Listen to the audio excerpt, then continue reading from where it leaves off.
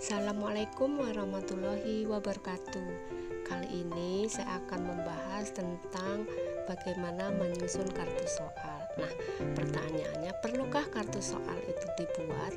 Ketika menyusun evaluasi, di mana salah satu tahapannya adalah penulisan kartu soal, sebagaimana yang selalu dilakukan oleh semua guru. Mengapa harus memuat kartu soal? Semua unsur dalam kartu soal ada dalam kisi-kisi dan naskah soal itu sendiri. Mengapakah dinamai kartu? Apakah harus dibuat dalam bentuk kartu? Apakah manfaat soal bagi penyusunan soal dan lembaga sekolah setempat? Teman-teman semua, contoh kartu soal kali ini mengacu ke kurikulum 2013 ya teman-teman. Nah, di mana kurikulum 2013 itu merupakan kurikulum yang kita pakai sekarang, sehingga untuk membuat kartu soal ini adalah sebagai alat evaluasi dari butiran pertanyaan tes latihan siswa setelah dilakukannya pembuatan kisi-kisi. Nah, teman-teman, kali ini akan membahas secara garis besar tentang pembuatan kartu pertanyaan. Namun sebelum itu perlu diketahui bahwa proses pembuatan butir pertanyaan adalah sebagai berikut, yaitu langkah pertama membuat kisi-kisi soal, langkah kedua membuat kartu soal, langkah ketiga membuat naskah soal. Nah, itu teman-teman yang langkah-langkah yang harus dibuat. Nah, pada dasarnya kartu soal merupakan penerjemahan dari kisi-kisi pertanyaan yang berisi rumusan butir pertanyaan yang akan dijadikan sebagai alat evaluasi. Menurut teman-teman, apakah kartu ini penting? Padahal semua data yang dibutuhkan sudah terdapat pada kisi-kisi yang telah dibuat sebelumnya. Untuk itu teman-teman, kita selalu mencari informasi ya seberapa penting kartu soal ini. Jadi kartu soal ini ternyata digunakan sebagai sarana data dalam sebuah bank soal sekolah. Berdasarkan urutannya, dalam pembuatan soal ternyata terbagi menjadi 3 bagian kegiatan. Di antaranya yaitu 1. Membuat kisi-kisi, 2. Membuat kartu soal, 3. Membuat naskah soal. Teman-teman, ini contoh format kartu soal yang selalu kami gunakan di sekolah binaan. Kartu soal ini pun banyak versinya ya teman-teman, jadi disesuaikan saja dengan kebutuhan sekolah. Nah, kartu soal ini ada terdiri dari nama sekolah, kelas, muatan pelajaran. Kurikulum yang digunakan adalah kurikulum 2013. Untuk soalnya teman-teman ada 2 versi, pilihan ganda, uraian singkat, dan banyak bentuk soal yang lain, disesuaikan aja dengan sekolah apa yang dibutuhkan.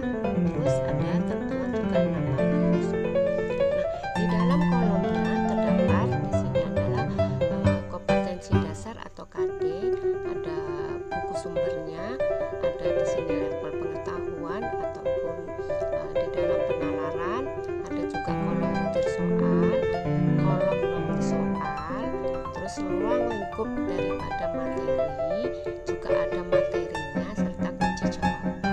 Di kartu soal ini lengkap teman-teman, dimana pada kartu soal ini misalnya kita tuliskan KD-nya, muatan pelajarannya bahasa Indonesia. Nah, ruang lingkupnya juga kita tuliskan apa sih? Misalnya di bahasa Indonesianya KD-nya tentang tuturan tindakan tokoh penceritaan. Nah, jadi di sini ditulis juga misalnya materinya adalah membaca sastra. Materi pokoknya adalah teknik fiksi, sehingga di dalam rumusan butirnya ada semacam perintah berbentuk narasi atau naskah bacaan, misalnya baca cerita berikut dan seterusnya ya teman-teman. Nah, itu contoh kartu soal yang mudah dipahami dan lengkap, termasuk di dalamnya di situ ada label-label yang mungkin sudah tertuang di dalam kisi-kisi yang sudah dibuat. Teman-teman, setelah kita menyusun kisi-kisi soal, menyusun kartu soal, tentunya kita akan menentukan kriteria jumlah soal. Nah, ini kita ambil contoh untuk jumlah soal di semester untuk ujian kelas 6 tahun 2020-2021. Nah, soal itu diambil dari kelas 6.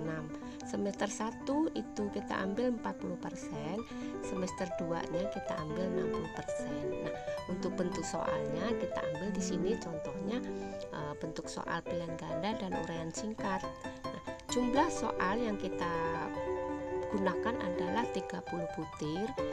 Kita bagi dua, yaitu pilihan ganda 25 butir dan uraian singkat 5 butir. Nah, itu teman-teman kita tentukan dulu untuk jumlah soal yang akan kita tuangkan di dalam naskah soal. Teman-teman, perlu kita ketahui di dalam menentukan kartu soal atau menulis kartu soal, tentunya kita sudah menentukan terlebih dahulu kriteria jumlah soal. Nah, setelah menentukan kriteria jumlah soal yang untuk memudahkan menulis di kartu soal, penyebaran nomor-nomor butirnya, nah kita tentukan juga pensekoran.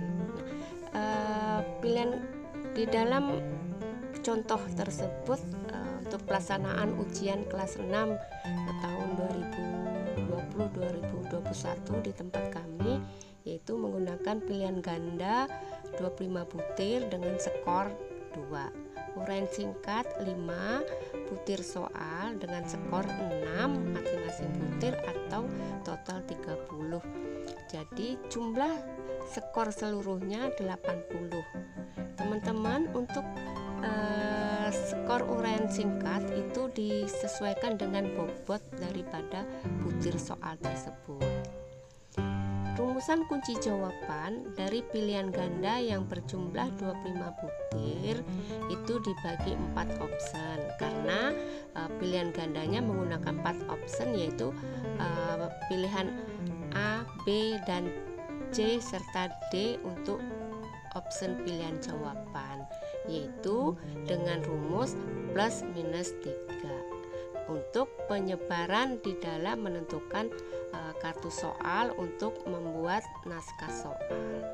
Untuk penentuan nilai akhirnya yaitu diambil dari rata-rata nilai semester kelas 4, kelas 5, dan kelas 6 pada semester 1. Rata-rata nilai harian, portofolio, dan nilai KI 1 dan KI 2 kelas 6 minimal baik.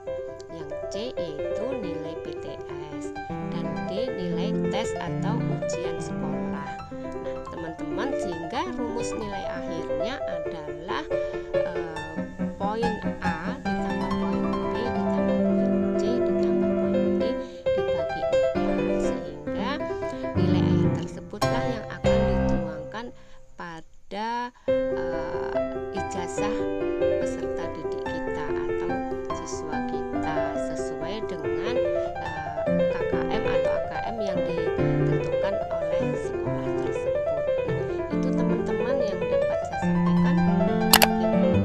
Bisa berbagi dan ini yang kami gunakan. Teman-teman, jika masih punya format yang lain, kita saling berbagi semuanya. Terima kasih. Saya